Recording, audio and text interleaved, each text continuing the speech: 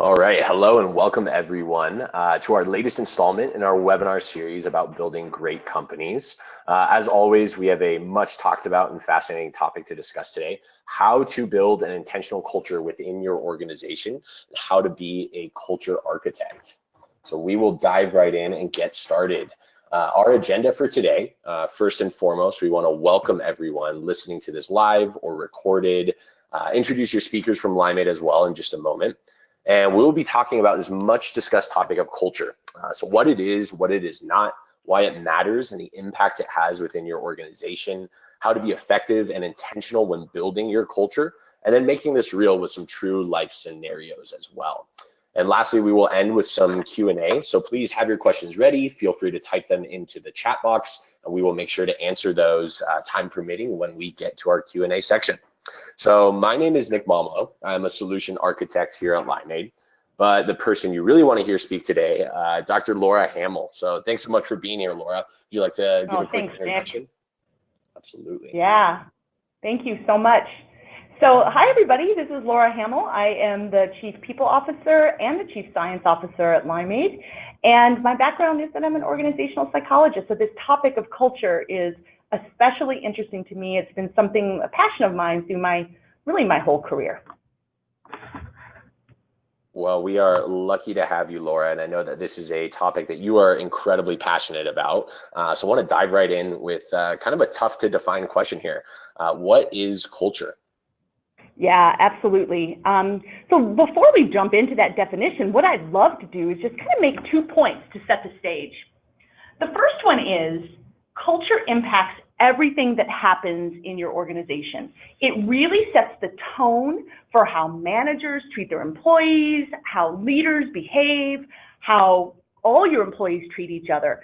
So it really is critical to be thoughtful about your culture. So when we think about it here at Limeade, we are always really interested in thinking about, what are we solving for? And if we're trying to solve for well-being, what kind of culture do you need in order to really support well-being? Mm-hmm. So we found just a little bit of the research we've done that you've got to have a culture that values the whole person, you got to have trust.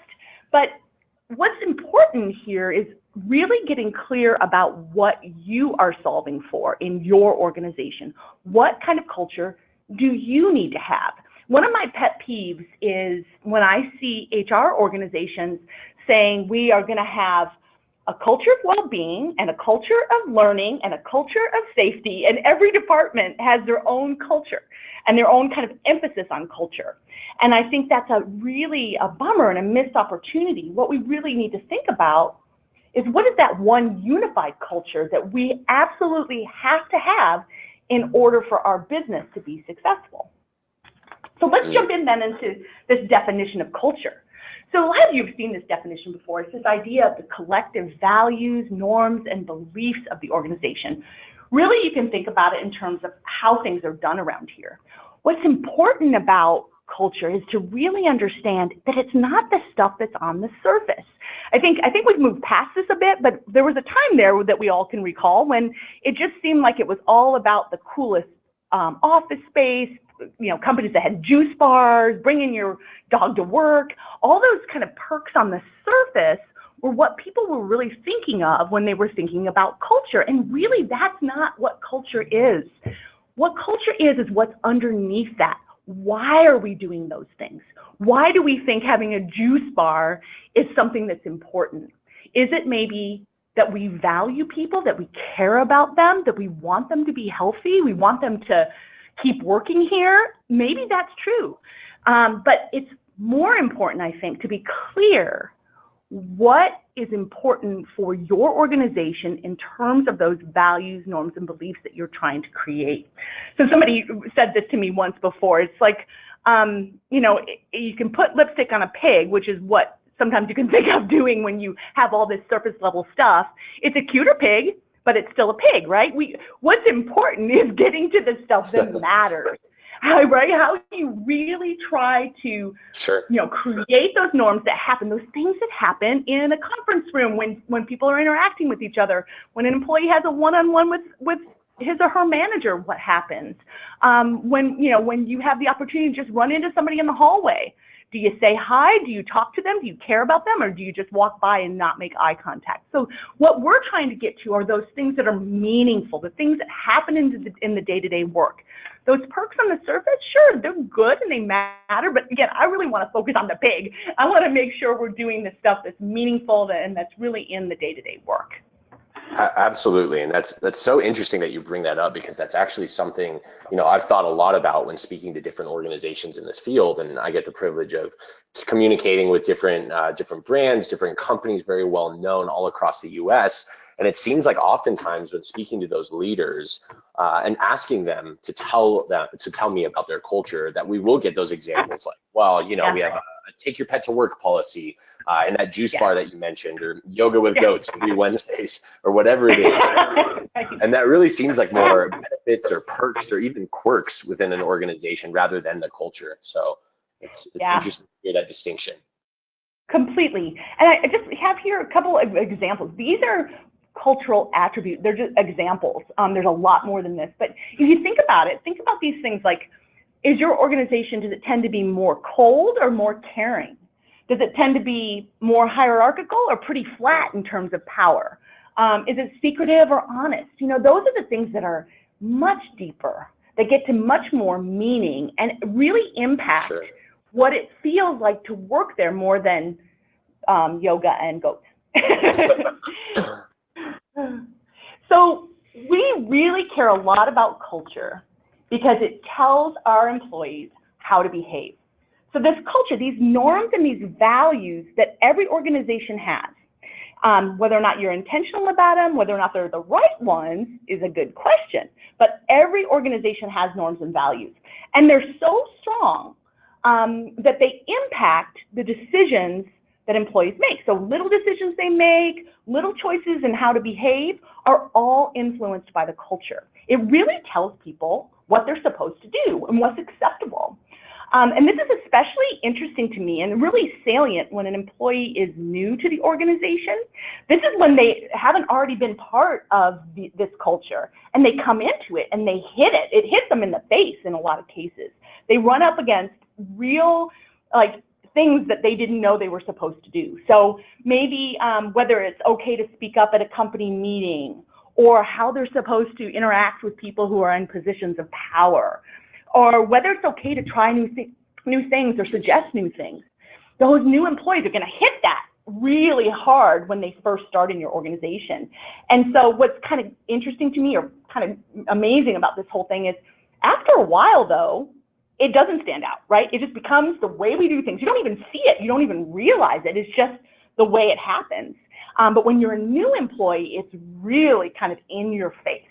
And I think it's so interesting for us to be thoughtful about what are those messages our new employees are getting about the way things are supposed to be done around here. Are those the messages that we want them to be getting? Are those the things that are really going to be helping our organization be successful or not? So it really is important because it shapes behavior. Absolutely. So I wanted to talk a little bit about this idea of climate. So yeah, that's interesting because, Laura, I think, when I think of this term, I think of weather and maybe the rain in Seattle, but climate within an organization, that's got to be kind of a different term. Well, actually, there is sort of a similarity to climate. It's this idea of, or temperature, weather. It's this idea of how it feels on the surface. So climate's just the way, the kind of feeling that you feel when you go into a new office or go into your office.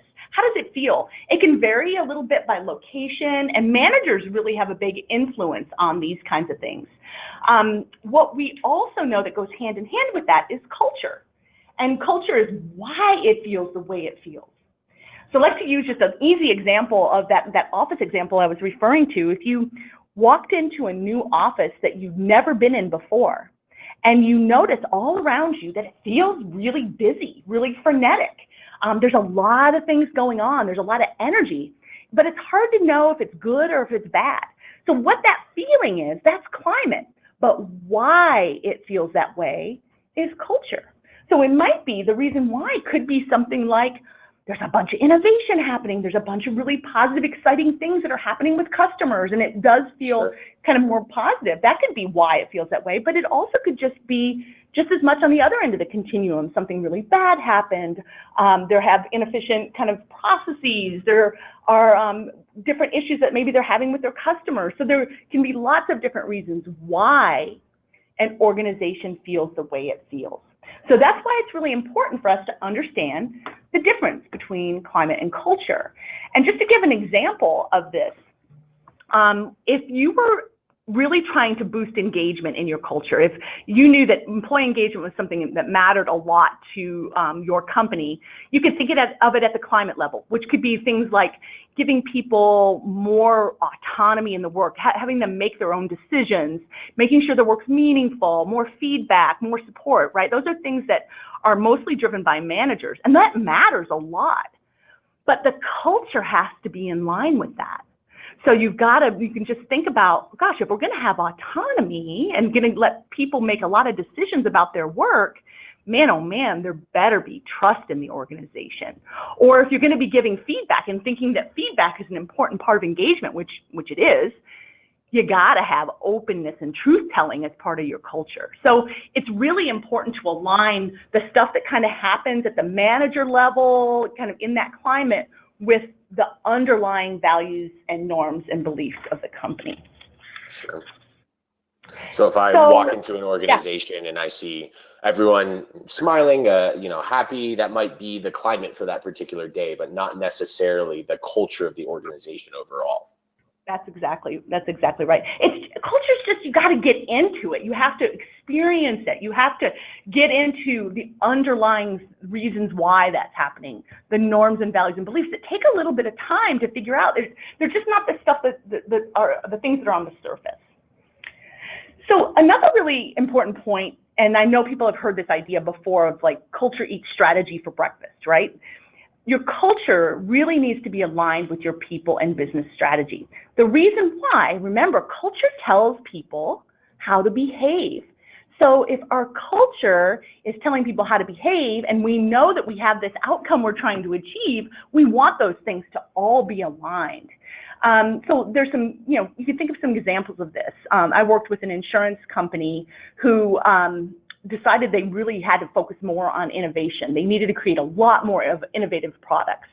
Well, after kind of digging into their culture, I learned really fast that there were huge trust issues in that organization. People were afraid, basically, of the CEO. There was a lot of fear. How in the world could you ever really be an innovative company when there's fear, really almost, palpable fear in the organization? How would anybody ever take a risk? How would anybody ever question the status quo? Another example of, a software company that was very competitive, that had closed doors and everybody stayed behind their closed doors, not a lot of interaction. And at the time they were working on, creating collaboration software. And so what I'm talking about is not, really hard to understand, right? I see really blatant misalignments between what we're trying to do as a company and what we're really reinforcing in the day-to-day in terms of behavior. So it's so important that those things are aligned. Another idea is really, and more people are talking about the employee experience. I think we should also really be thinking loud and clear about the relationship between the employee experience and culture. What does the employee experience say about your culture? Is it reinforcing those things that you really need to be reinforcing in order to achieve your strategy? Or is it just, haphazard? Or is it just about efficiency? I think that's just a missed opportunity if we only think about the employee experience as just being an efficient employee experience, a less frustrating one.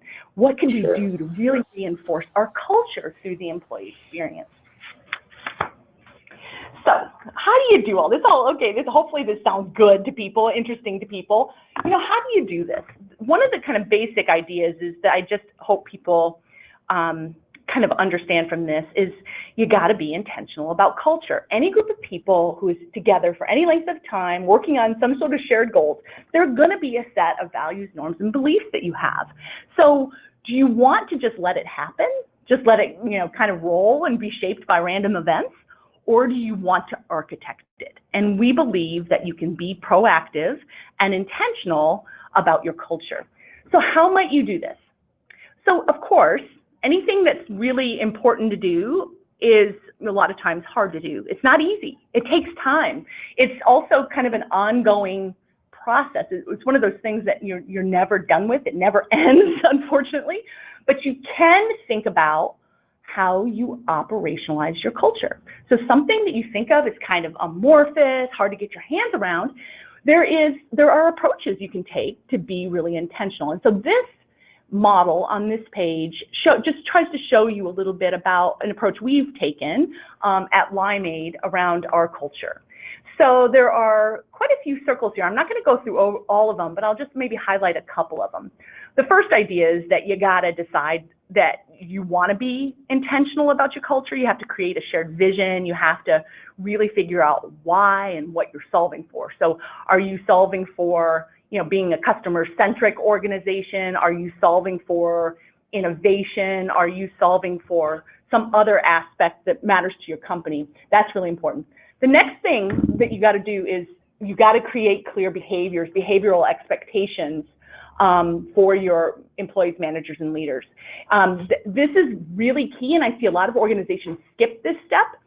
The reason why you got to do this is you got to help people understand what you're talking about. You can't just keep it as this high-level, cute little term. You got to show what it really means. And here at Limeade, we did that with focus groups with our employees. We got our employees to define it. Another thing that you got to do in this circle is around accountability and metrics. You got to measure it. We have weekly surveys. We measure this in an ongoing way. We also have this as part of our performance management process. Half of somebody's performance review is whether or not they're living the values. Mm-hmm. There's a lot of other things I'm kind of jumping over that all have their own kind of, plenty to speak about. But I think one of the most important pieces is this last one, having all of your policies, processes, systems, especially through the people system, really align with your culture, making sure that there's not anything that goes against it for sure, but also how you're reinforcing it, how you're being consistent about the message around what's important in your organization. So we do a lot to try to weave that through our whole people system here at Limeade. So we really encourage organizations to be really intentional about culture. And again, this is something that you're never done with. I look at this, I'm like, oh, we continue to have plenty of things that we need to focus on and work on. Absolutely, absolutely. So just finally, so why should we care about this? I think hopefully you get the point that culture matters a lot because it shapes behavior. It tells people what to do. But there are also some really good research. This is research by Cotter and Haskett around what they call performance-enhancing cultures, meaning cultures that really have behaviors or performance that's aligned with their business strategy. So this basically shows that those companies who have that alignment have better revenue, employment, stock price, net income growth, just crazy differences compared to those that don't. So there's real research around the business impact that having an intentional culture can have. No kidding. Those are some pretty compelling numbers there. And as always, I appreciate you being able to take these really academic terms and concepts and put them into words that even I can understand. So taking that even further, I really want to look at some real world examples and truly make this come to life with some scenarios here. So first, right off the bat, first scenario, I wanted to talk about something that really we hear all the time. I was actually just with a company yesterday who's trying to define their culture amidst kind of this flurry of mergers and acquisitions, which is absolutely fantastic for the bottom line of the company and the organization overall.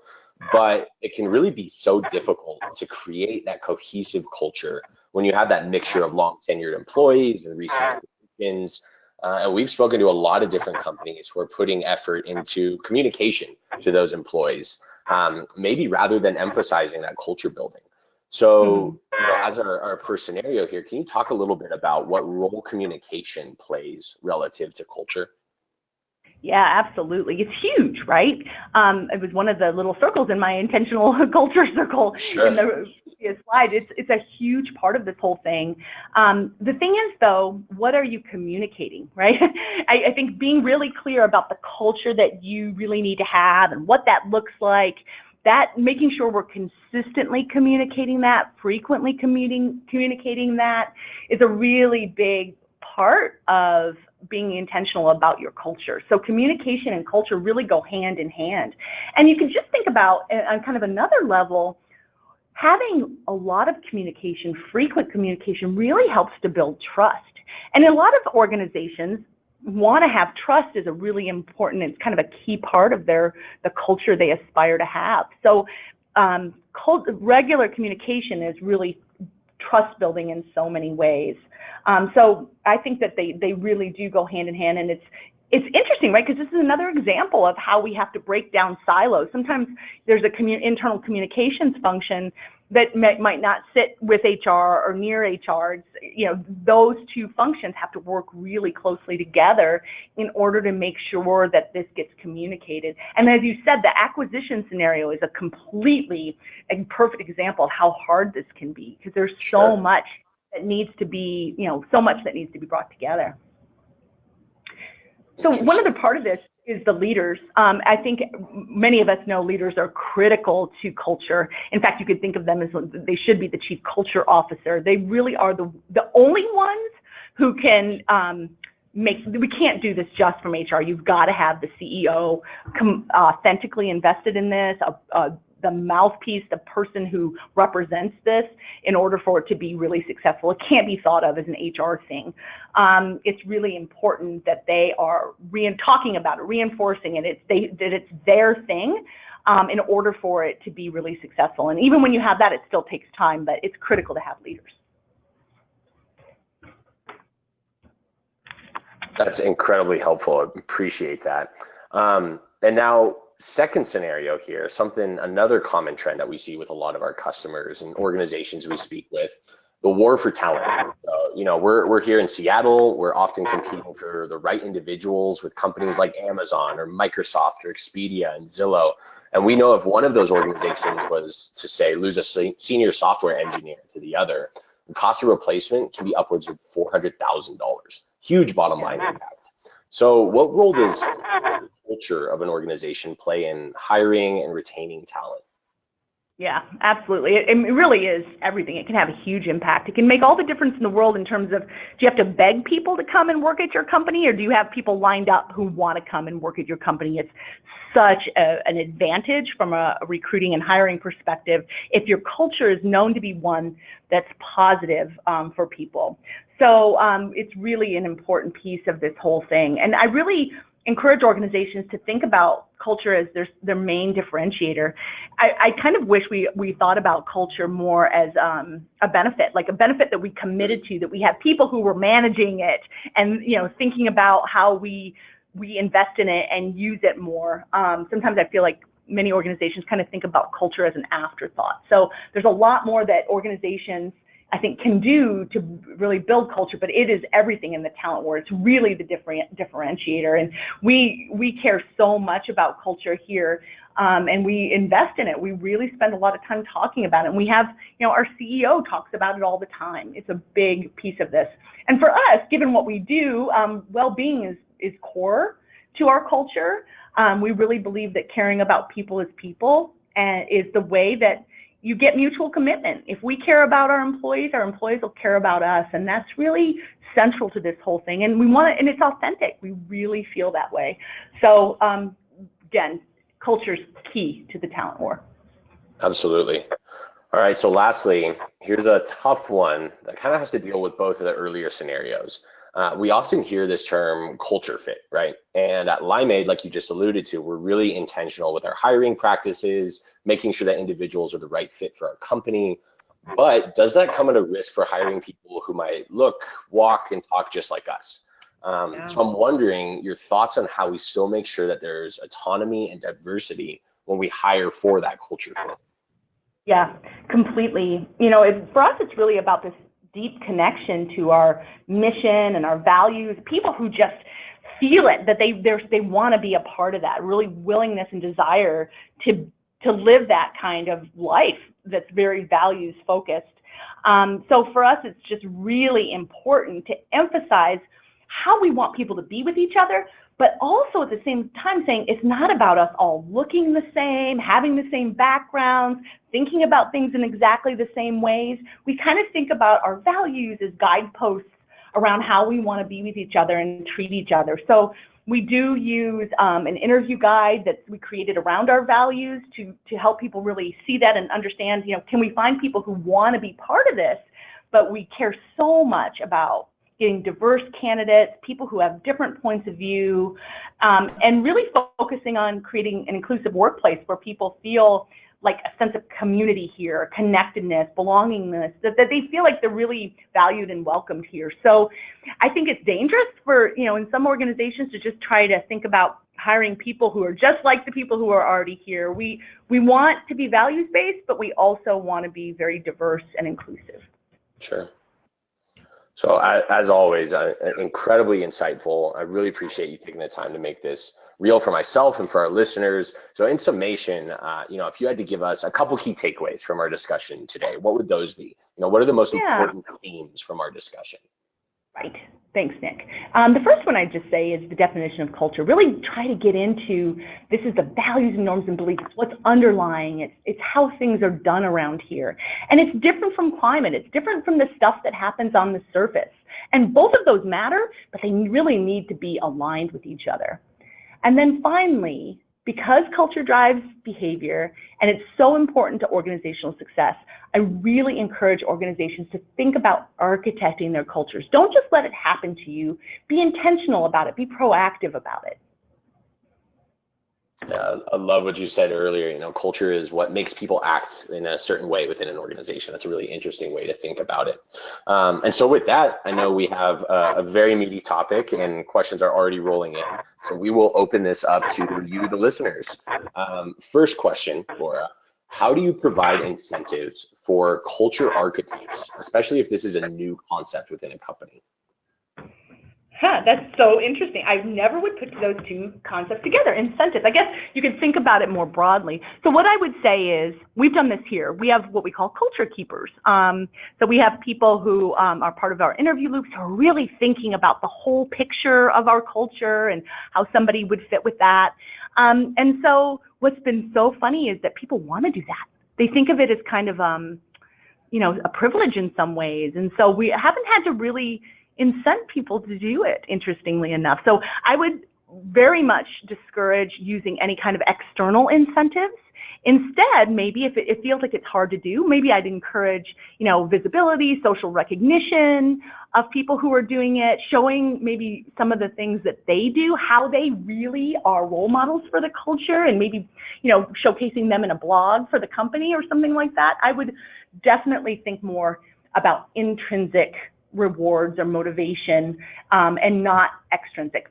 And obviously there's a lot behind that, but basically when you give extrinsic rewards like gift cards or something like that for something that really is important and meaningful almost by design, you just get people doing the bare minimum, usually just the things that you ask them to do. So think of it from more, I think, an intrinsic motivation perspective is what I would say. So that's great. And, along those lines of incentive and intrinsic motivation, I love this question here. How do you get leadership on board when they look at only the black and white cost of instituting well-being programs and culture and don't really see the return on investment in the big picture sense? Yeah, absolutely. I mean, leaders are critical. So I would say that the way you get them on board is, I'm betting that there is if they're not on board, if they don't already see their role as being chief culture officer or really kind of having a lot to do with culture, then probably there's something else going on in the organization. I would bet that there probably are some related issues. And so if we could connect that, the people related issues to maybe there's an opportunity for us to do more with our culture, that would be amazing. So this is just, we figured most of the time people ask us about leaders in these webinars. So the ways that leaders impact culture, there's so many, right? It's a lot about their own behavior, but it also is around the behavior that's allowed in the organization. So it's great to showcase and be positive about people who are role models of the culture. It's just as important to have consequences for people who are not. And so leaders it's really important how they take action on people on the leadership team who aren't culture, acting within the norms of the culture. So a lot more too around what's important around projects and priorities and how they communicate, but leaders are key to this and fundamental to making sure you have the culture you want to have. Sure. And so I think maybe just time for one more question here. We're getting a lot of questions around toxicity. So how do you approach, a toxic culture when it can feel really overwhelming, when leaders feel like everything is failing? So how hard is it to overhaul that quote unquote bad culture? Yeah, I mean, I definitely hear people say that, and it's a shame, right? It's very sad. I would say it really is hard because it's going to take dedicated effort. It's going to take leadership driving this, and it's going to take time, but it absolutely is possible. I've seen organizations really transform their culture, turn their cultures around. Where I'd say to start is really thinking about articulating what kind of culture you need and why you need it, and bringing people along with that, helping them really see why. And also, be encouraged and inspired about where the organization can go. There's a lot more that needs to happen besides that, but just take the first step. So I wish we had, another couple hours to talk about this. Some great questions, great conversation here. But Dr. Laura Hamill, thank you so much. Always a privilege to learn from you, hear you speak on these topics that you're so passionate about. And I want to thank everyone for joining today. The recording will be available for any colleagues that might have missed out, you think might be interested. We will email you the recap, the recording, as well as just one more quick plug. We mentioned briefly the topic of inclusion. And we have another webinar coming up on October 30th around inclusion, what it means, why it matters, and you will get info on that. So thank you, everyone, all you culture architects out there, and hope you have a great rest of your day. Thank you.